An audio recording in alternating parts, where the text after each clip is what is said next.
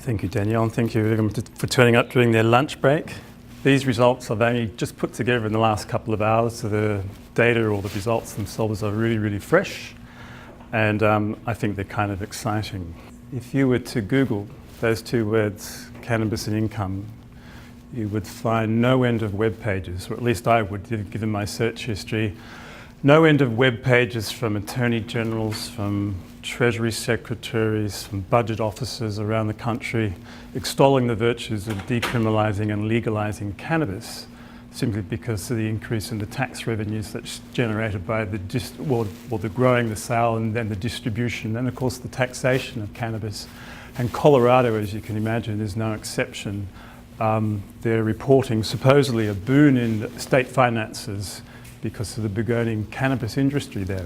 However, if you were to look for what I would call the individual downstream adverse consequences of legalising and decriminalising, that's kind of harder to find on Google. You have to go into more specialised searches such as via PubMed or through the scientific portals to begin to get a sense of what happens when you start to use too much cannabis use.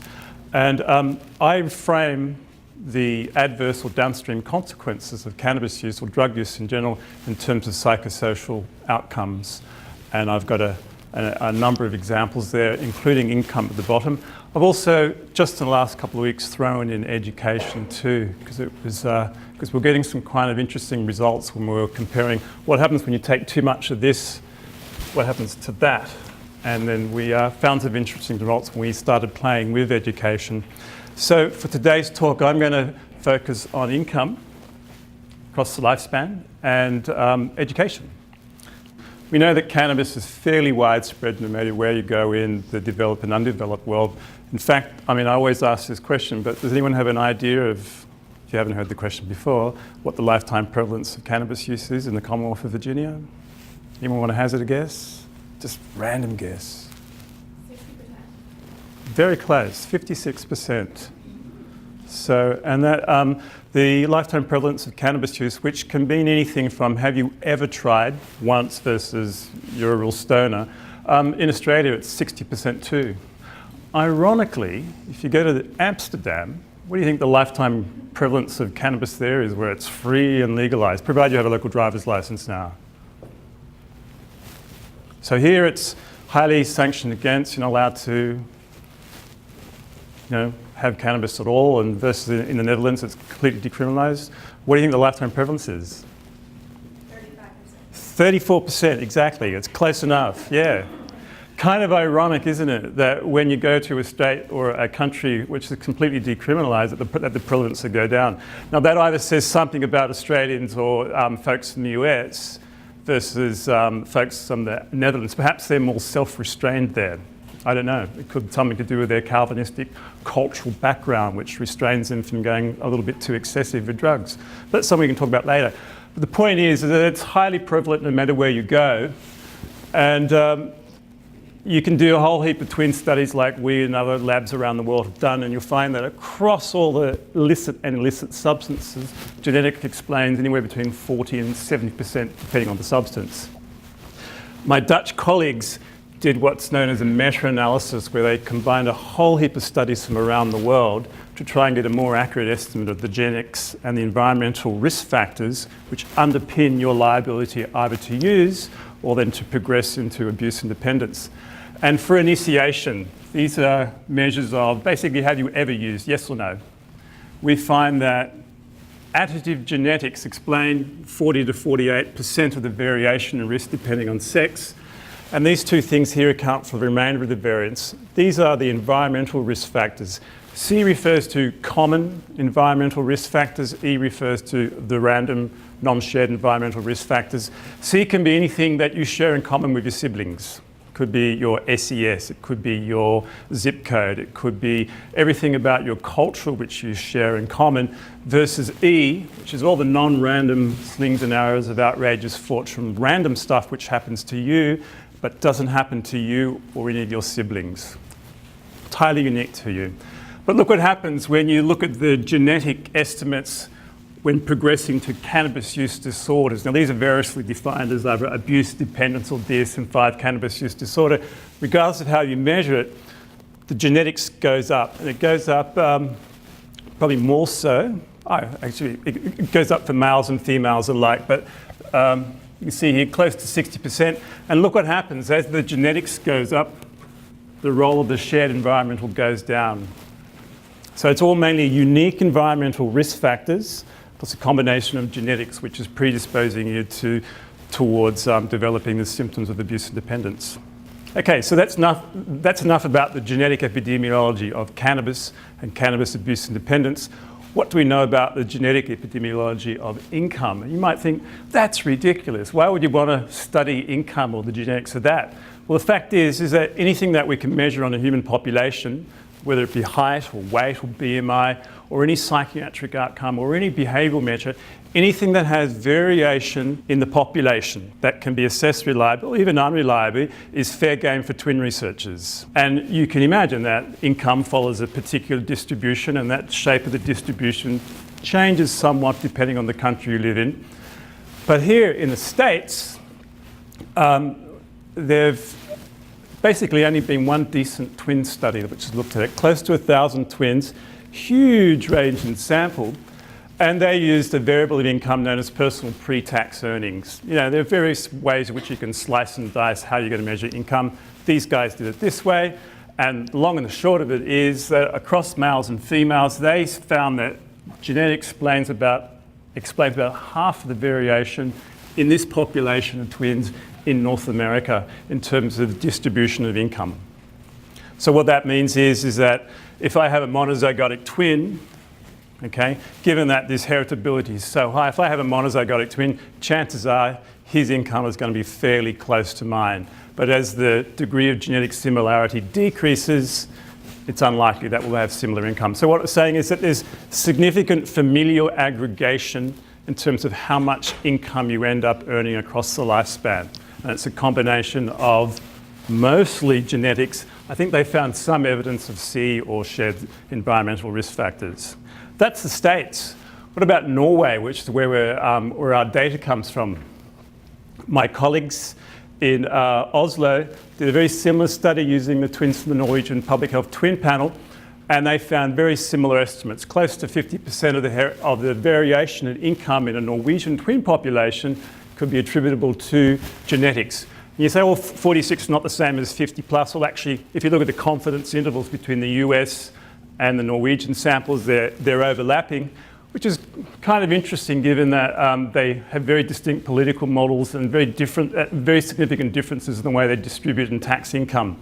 Nevertheless, we still find familial aggregation in income, which is basically attributable to shared genes. So I'm trying to develop a premise or develop a rationale, or why would we study any link between cannabis and income.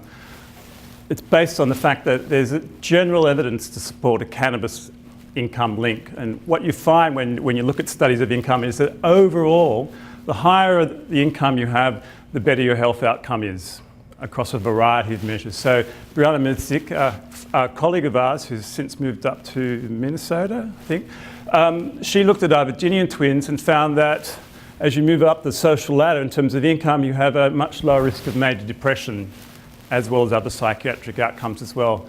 Bob Kruger and co, they found that chronic illnesses and BMI also decline as you become more wealthy.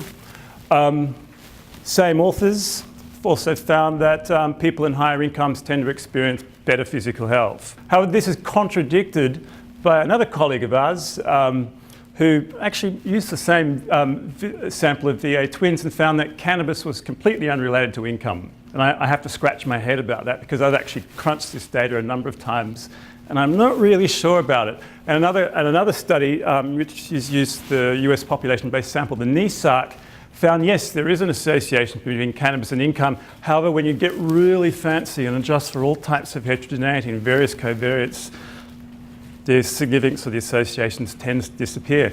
Now, I don't know why these results are discrepant.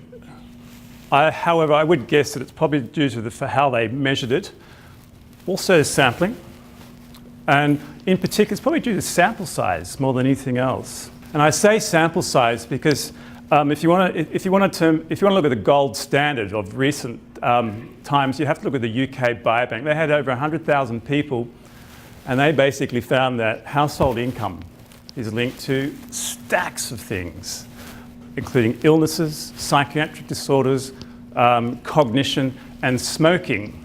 Okay, so I've reasoned that given the high comorbidity and high genetic correlation between nicotine use, abuse and dependence, and cannabis, that income also ought to be related to cannabis as well, given these results from the UK Biobank. So this is my aim, to explore the covariation between not only lifetime measures of cannabis use, but also cannabis abuse and dependence, withdrawal, craving, etc., as measured by the DSM-5 cannabis use disorder, and yearly income. And while we're at it, we'll also check out the role of education too, because you'll see that's kind of important. I should mention that I'm actually focused on Norway data because that's where the data comes from. It's one of the few samples in the world that has not only everything psychiatric and behavioural measured on a very large population-based sample of twins, but like Sweden, we've been given unprecedented access to all their registry data. So, and amongst the various registry data, we've also got the income registry data. So it's not self-report, it's actually super reliable annual income. But before we get to the income part, let's just look at the prevalence of cannabis in Norway. Most people have never tried. So only about 20% of the population have tried cannabis. And these are adults. So they're not like Americans, they're not like Australians, and they're not like the POMs. So there's a huge difference. And compare that to what we see in Australia, over 50%. And again, amongst the 20% who have tried cannabis at some time in their lifetime, most people don't report any psychiatric criteria whatsoever. Having said that, there's still enough power in the distribution to actually look at the sources of or the covariation between cannabis and income. So I said we actually had not self-report, but super duper reliable data when it came to income. All of our twins basically give consent to match all their self-report records to their registry data. And as this slide tells you, you can slice and dice income in a number of ways. I've just gone for simple gross income. And we'll work our way through later, but for the purpose of these other various measures. But for today's talk, we're just going to focus on gross income. So what we end up with is close to 1,500 twins, males and females, who have complete cannabis psychiatric data as well as income data, which we can play with and start to model the covariation. So first and foremost, look at the data. What do we see? Okay, so on the left here we have sex, males and females. Wave 1 age is the age at interview. I think on average when these twins were interviewed for their lifetime cannabis use, they were 29 on average. The peak age, or the mean age of initiation in Norway is 18 and a half. The mean age for the onset of the first psychiatric symptom for cannabis use disorder is typically 6 to 12 months later. Most of the population fall with, somewhere between 17, 18, 19, 20. So you'd think that by age 29, most people, if they were going to initiate, would have already initiated. And then we've got education. This is a 6 or 7 point ordinal scale of highest degree of education ever obtained. And it goes from primary to middle to high school to technical degree to undergraduate to postgraduate to master's to PhD, etc., etc. Education, I have to point out, was assessed very recently in last year, so when twins were on average 38. So let's assume that what they reported last year on average at age 38 was probably the highest that most people are ever going to obtain. And of course there will be some mature age students who between now and whenever will actually increase their educational attainment even further. Cannabis STEM is simply a measure of lifetime use. 0, 1 or several times, and then I think 5 or 6 times or more. And then cannabis DSM-5, that's the cannabis use disorder diagnosis, yes or no, 0, 1 binary outcome. And then I have from the registry data, everybody's income from age 21 to 40, okay? It's important to note that income was residualized for the effects of sex and age at interview, and it's also inflation adjusted to 2016 krona rate. So that enables us to compare the earnings of someone who was born in 1950 versus the earnings of someone born in 1960. We can directly compare their incomes at each of these ages because they've been appropriately inflation adjusted. But what do we see in terms of lifetime use? So just think to yourself, have I ever tried, or ever tried a little bit? Have I tried a few times? How does this stack up and relate to my income? Not a whole great deal.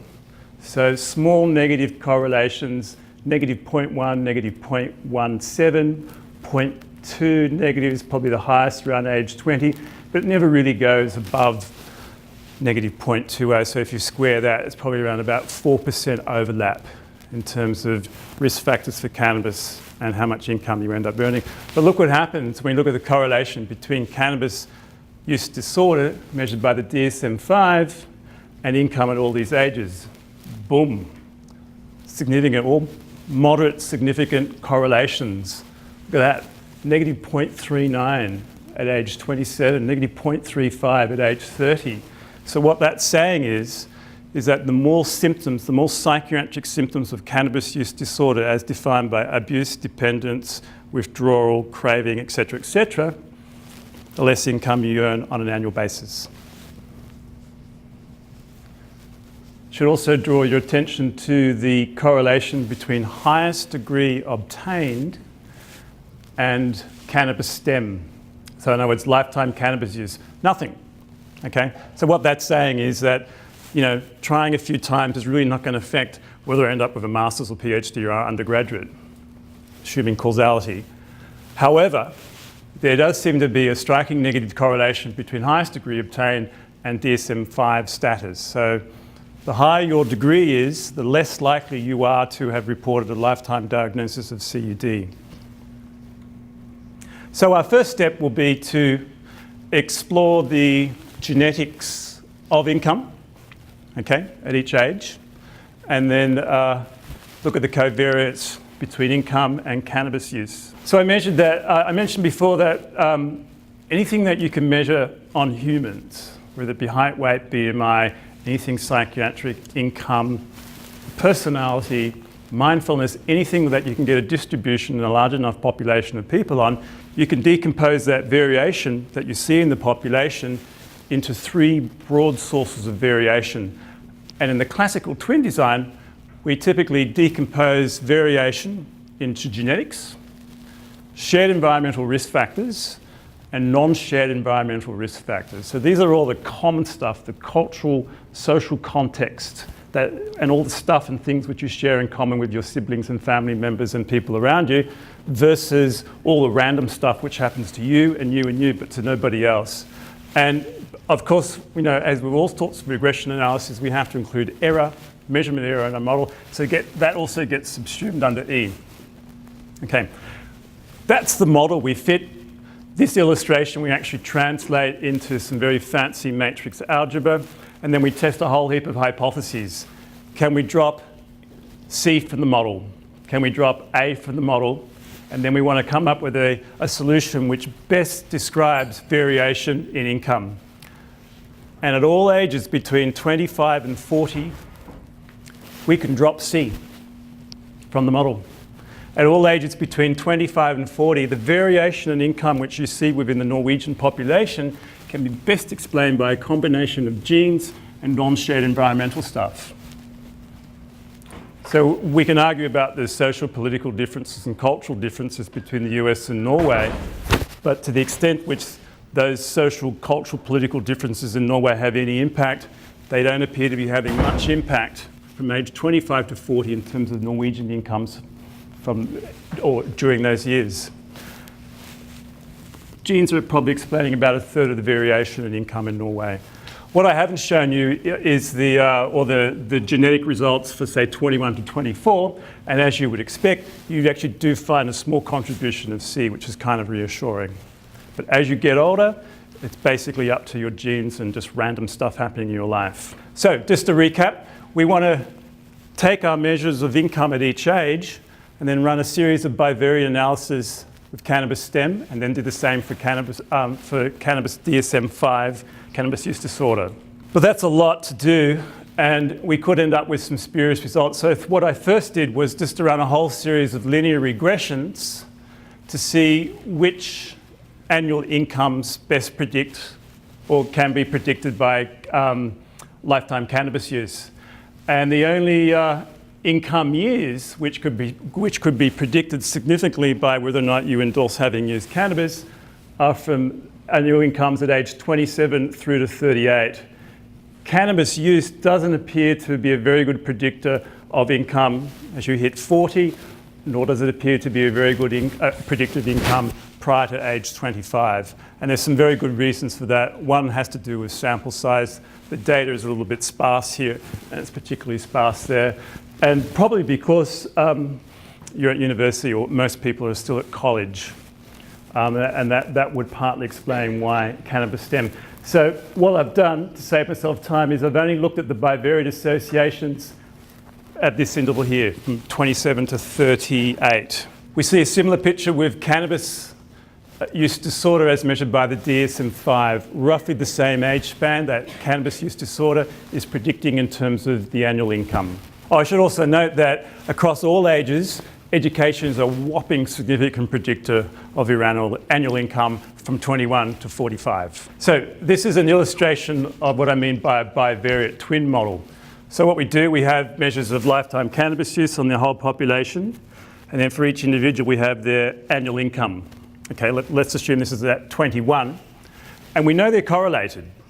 Actually, let me backtrack. We know they're significantly correlated between ages 27 to 38. So our first model will model the association between cannabis and income at age 27. I showed you those correlations before.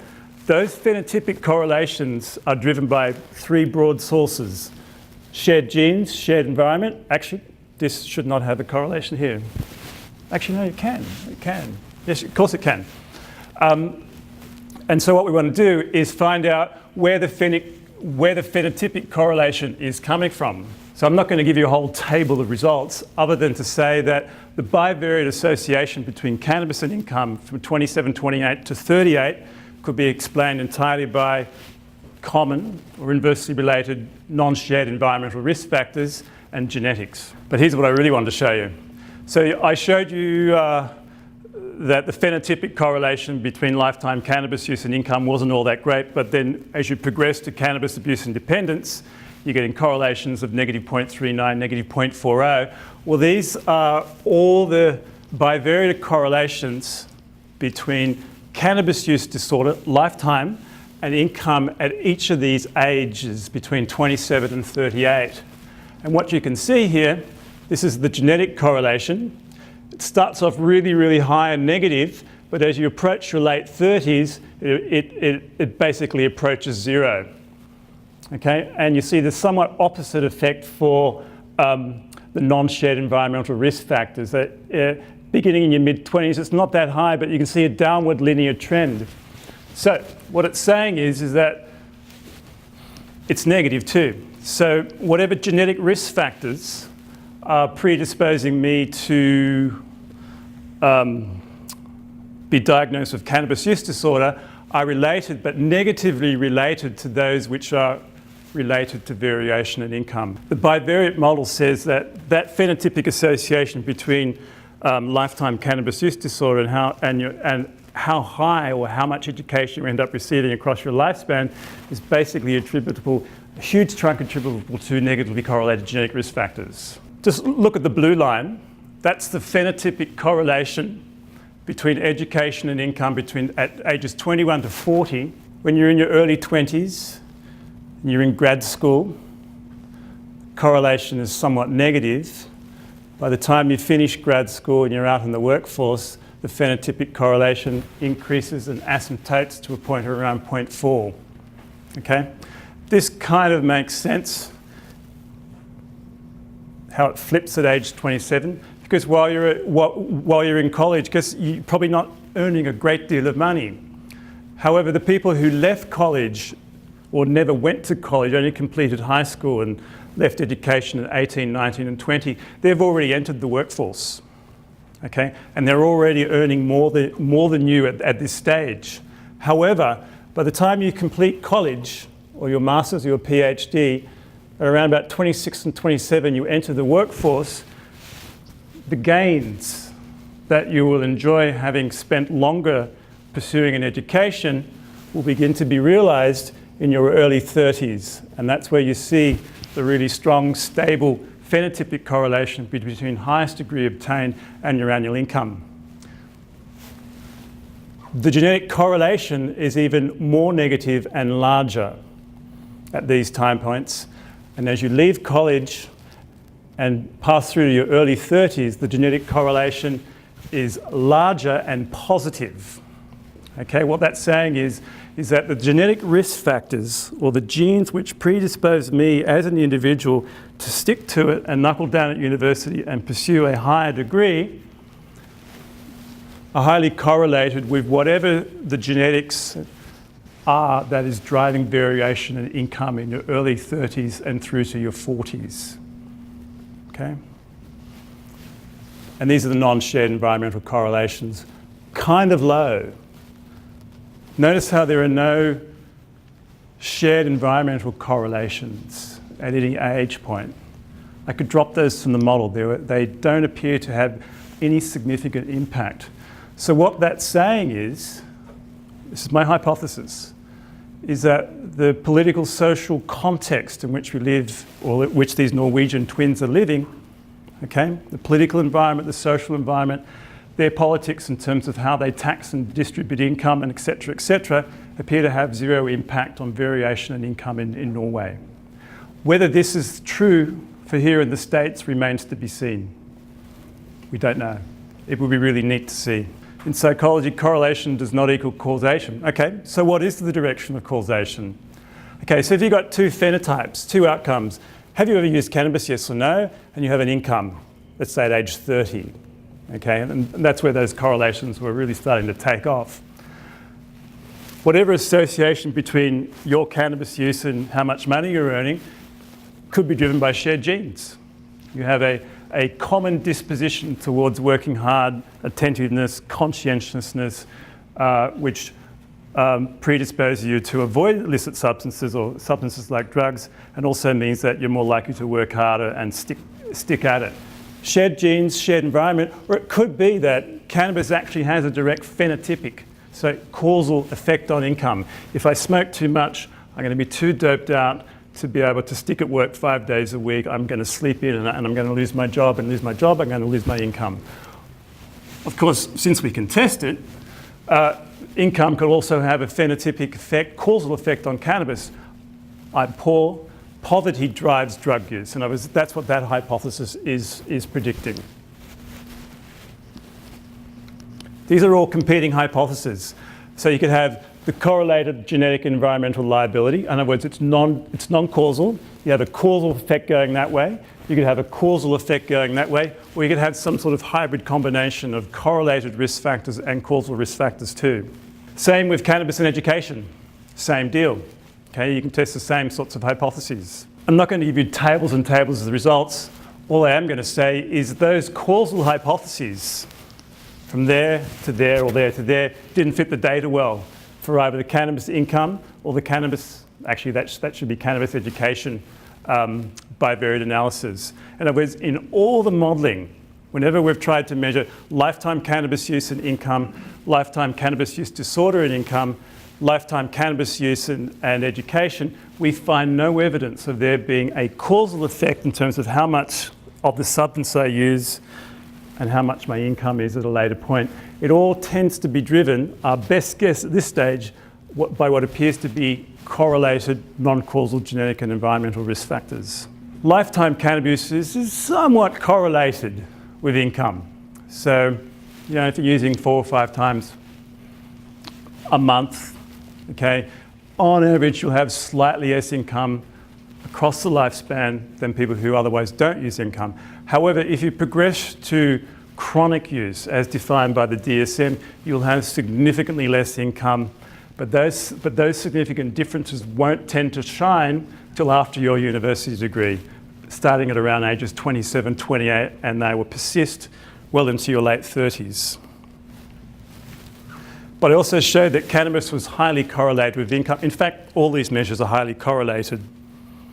So my hypothesis is that rather than being a causation or any causal mechanism, whereby if I can stop somebody's progression to cannabis use, therefore, and then the long-term consequences of that will be positive in terms of his or her income.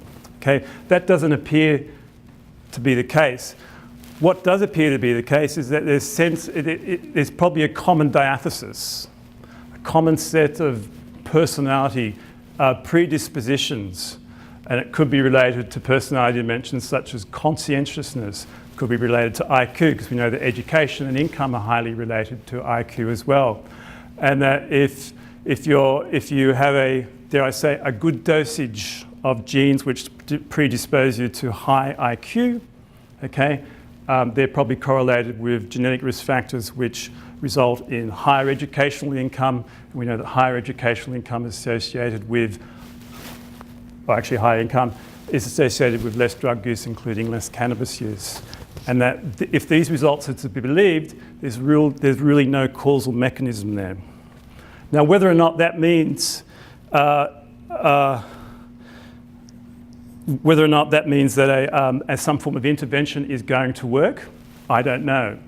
So it's important to keep in mind when I present these results that these are the results based on a population-based sample of Norwegian twins who have been unintervened. So when there's no intervention in terms of drug use or drug use interdiction on an individual basis, there tends to be no causal link. But an intervention study may work. We just don't have any data from any intervention study to show that it can. Why would we care about direction of causation? Well, one reason is because you may, if you don't know someone's income or their future income earning potential, you just ask them something like this. Is financial security more important to you than being 420 friendly? Okay, if it is more important, then you may want to stick away from chronic cannabis users. If it's not more important, then by all means. I'm going to leave it at that. Any questions?